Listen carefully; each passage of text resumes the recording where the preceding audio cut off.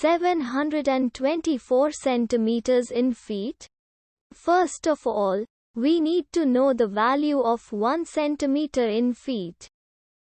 It's always 1 centimeter equals 0.03280839895 feet. Now we have to multiply 0.03280839895 by 724.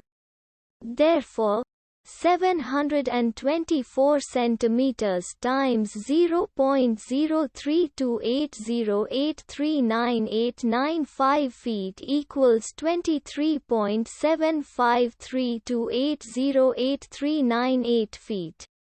So, in other words, 724 centimeters equals 23.75328083898 feet. We hope you have enjoyed this video. Please like and subscribe to our channel for more videos like this.